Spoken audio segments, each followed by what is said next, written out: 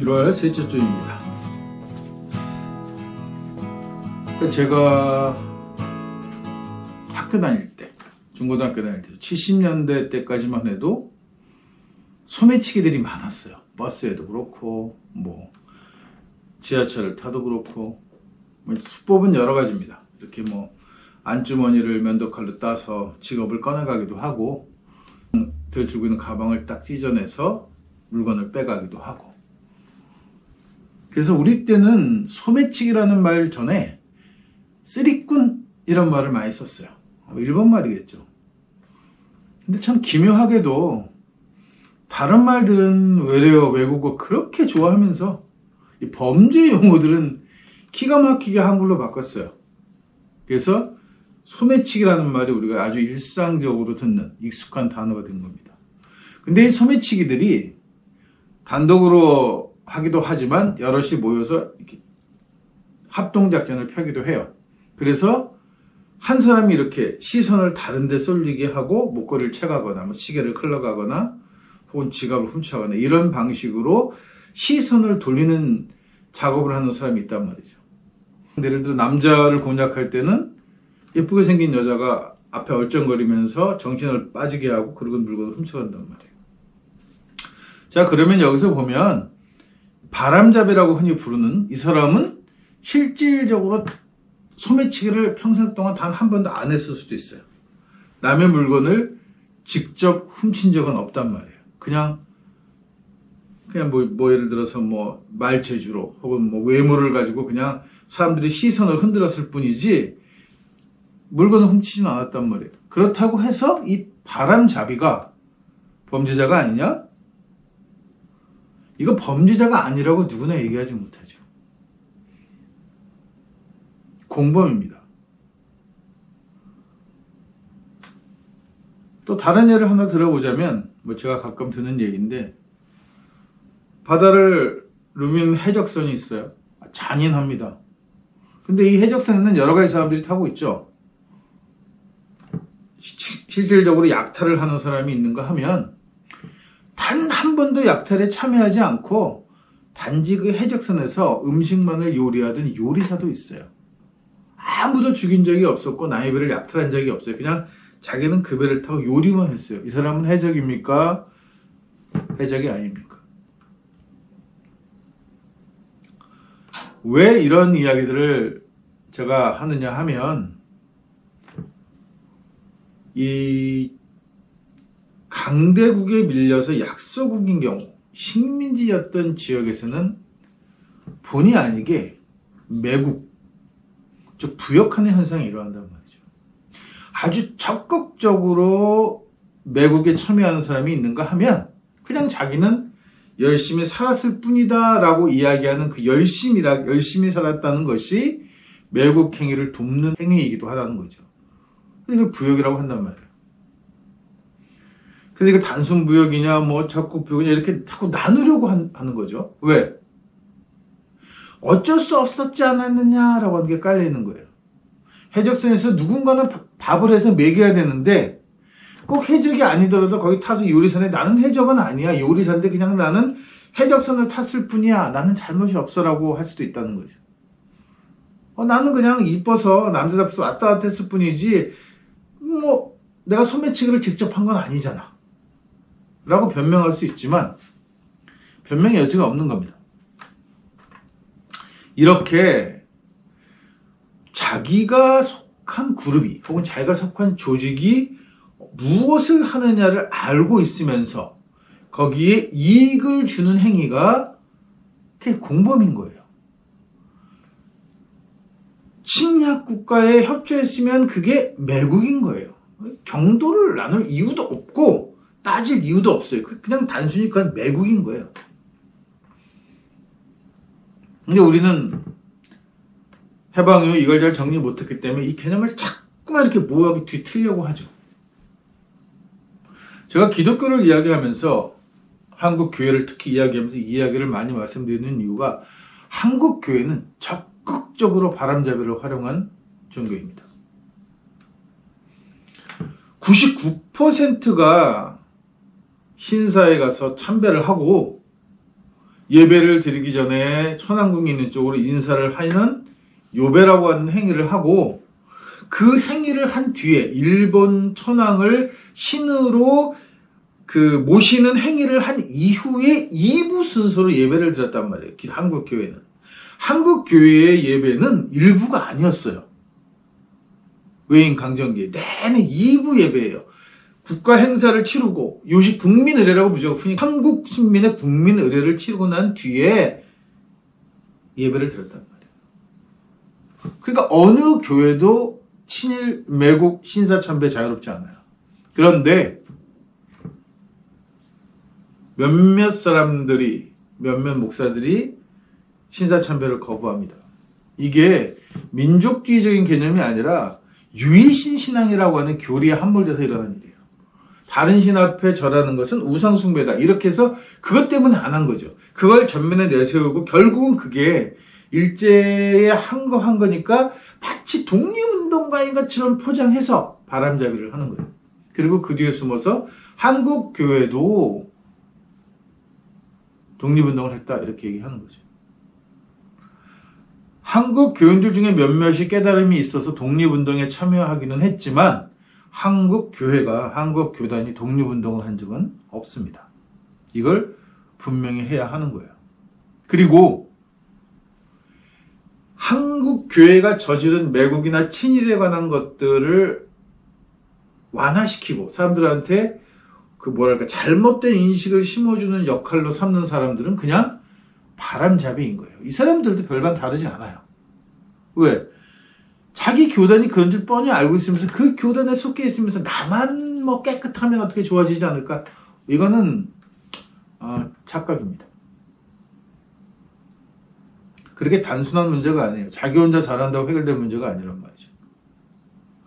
그래서 적어도 내가 속해 있는 집단이 잘못됐으면 그 집단을 나와야 하고, 내가 요리를 잘하는데 왜 해적선에 타서 요리를 합니까? 상선을 탈 수도 있고 파도에서 내려서 식당을 오픈할 수도 있잖아요. 굳이 해적선을 타는 이유가 뭐예요? 그리고 나는 해적이 아니다? 이런 엉뚱한 얘기를 하지 말라는 거죠.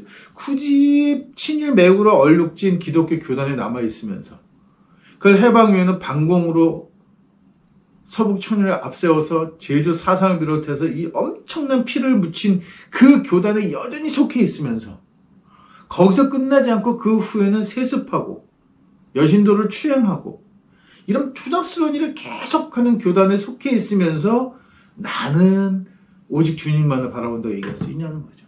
그 주님이 뭐예요 도대체? 제가 교회를 비판하면 교회가 죽어야 예수가 산다 이런 얘기를 많이 하죠. 교회는 죽고 말고 할 가치도 없어요. 한국 교회, 기독교는. 아니 전 세계적으로 기독교라는 종교는 죽고 말고 할 가치가 없는 종교예요. 왜? 이 종교는 종교가 아니라 매번 유대교부터 시작해서 지금까지 자기네 강대국의 침략을 옹호하는 이데올로기로 쓰여진 종교란 말이죠. 여기에 구원이 없어요. 복음이란 말이 들어있지 않단 말이죠. 왜 복음을 복음이라고 할 수 없느냐 하면 제국주의가 식민지를 다스리면서 거기다 전한 종교가 복음이겠습니까? 제국주의자들한테는 복음이죠.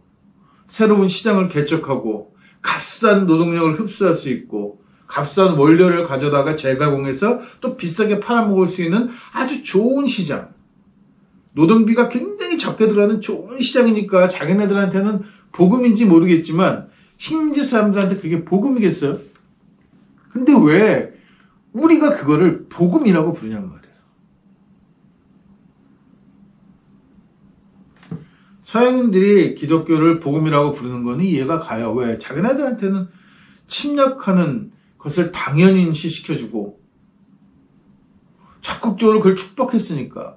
노예 상인들이 배를 타고 그냥 흑인들을 짐짝처럼 실어가지고 운행하다가 열악한 환경 때문에 죽으면 그냥 마치 쓰레기 버리듯 바다에 버리고 오면서 가성비를 따진 거죠. 얼마만큼을 잡아다가 얼마를 살려서 왔으니까 이익이 났다고 하는 그런 계산을 하는 노예 상인들도 독실한 기독교 신자들이었어요.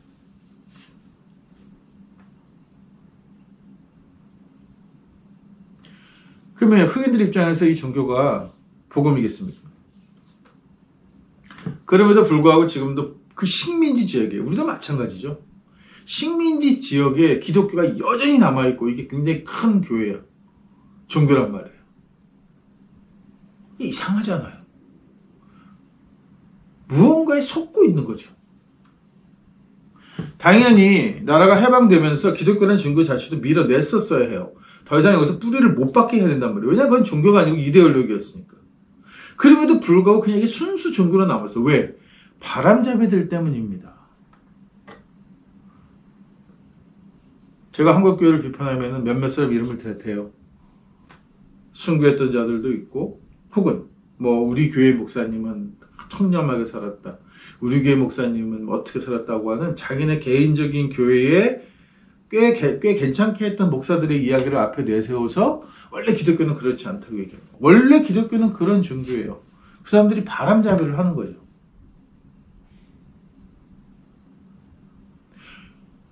의도치 않지만 잘못된 종교에 앞잡이 노릇을 하고 선한 얼굴을 하는 거란 말이에요. 이게 마치 뭐랑 똑같으냐 하면 조폭이 보비 명목으로 사람들을 때리고 빼앗고 어쩌고저쩌고 하면서 그렇게 모은 돈을 가지고 심장병 어린이 수술에 헌금을 하면, 그리고 사진을 찍죠. 굉장히 좋은 일을 한, 선한 일을 한 사람. 선한 사람입니까? 그 행위가 선한 행위예요? 실제로 그 조폭이 심장병 어린이를 도우려는 간절한 마음이 있어서 도왔다고 해도 그걸 선행이라고 부를 수 있어요? 안 됩니다. 이 돈이 악하게 모여진 돈이란 말이에요. 그리고 이 선행으로 인해서 얘가 또 악한 일을 계속해서 지속할 건데 이걸 다 덮어주고 더 열심히 나쁜 짓을 할 수 있도록 도와주는 발판이 되는데 이걸 선행이라고 부를 수 있느냐는 거죠. 왜 이 생각들은 안 하는지 모르겠어요. 상관없습니까? 내가 속한 교단이 어떤 짓을 했든, 과거에 어떤 짓을 했든, 지금도 어떤 짓을 했든 우리 교회만 괜찮으면 되는 거예요?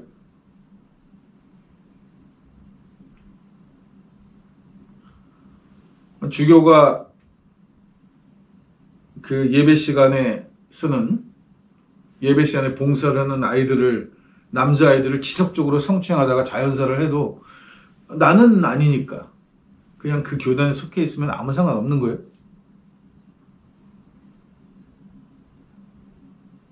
기관의 장인 성직자가 그 여직원들, 유부녀 여직원과 불륜을 저질렀는데 이걸 재판관에서 잘 협의해서 소송이 취하되면 죄가 없는 거예요? 도대체 왜들 이런지 모르겠어요.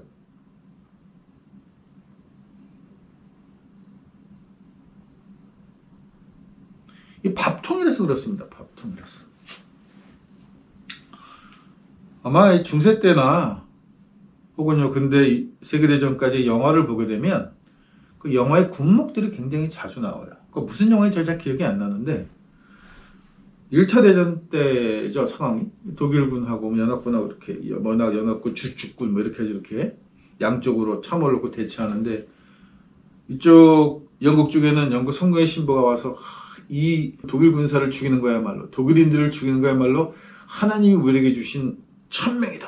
이렇게 하고 전쟁터에 나와서 죽으라고 하죠. 독일 쪽에서는 또 루터교 목사나 신부가 와가지고 우리의 이 유럽을 점령하려는 이 대업은 하나님께서 우리에게 명령하신 일이라고 싸움하죠. 도대체 이 하나님은 뭐예요?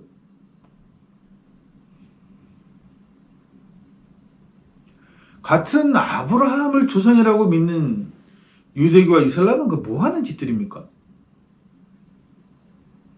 결국은 유대교, 이슬람, 기독교가 같은 신, 야훼라고 하는 신을 공통으로 섬기는 그 종교인데 이슬람과 기독교는 아주 피가 터져요. 왜요? 밥통 때문이잖아요. 밥통. 땅을 빼앗아야 하니까. 남의 것을 빼앗아야 하는데 그 빼앗는 일을 내가 믿는 신이 지지하고 축복해줘야 한단 말이죠. 그러니까 어떻게 돼요? 신은 강대국의 신일수록 이게 정의가 될 수밖에 없는 거예요. 우리가 지금 사는 상황도 마찬가지잖아요. 양키들이 전 세계에서 가장 강한 군사력을 가지고 있으니까 걔네들이 무엇을 하든 그게 정의가 되는 거예요. 엄청납니다. 빨아주는 게. 그냥 뭐 진짜 명분 없는 전쟁에 나갔다가 돌아온 그 병사들 뭐 돌아와서 가족들 만나는 거 지속적으로 보여주고, 국가를 위해서 헌신하고 세계 평화를 위해서, 무슨 국가를 위해서 헌신하고 세계 평화를 위해서 헌신합니까? 자국의 이익을 위해서 싸우는 거죠. 그걸 우리가 또 실질적으로 우리는 그 지배 영향권에 들어있는 피해 지배계층인 식민지역인 우리들은 또 그걸 보면서 그걸 또 감동해 한단 말이에요. 이게 예수가 축복해 준다는 말에 감동하는 것과 뭐 별반 다르지 않습니다. 우리는 기독교에 그런 축복이 달갑지 않아요. 그거 복음이 아니에요. 우리 것을 다 빼앗기고 남의 것을 사는 게 복음이겠습니까? 내가 살던 터전을 다 빼앗기고 그냥 어디 딸렁 집 하나 져주고 거기 살려 그러면 어우 새 집 얻었어 감사합니다. 이게 복음이겠어요?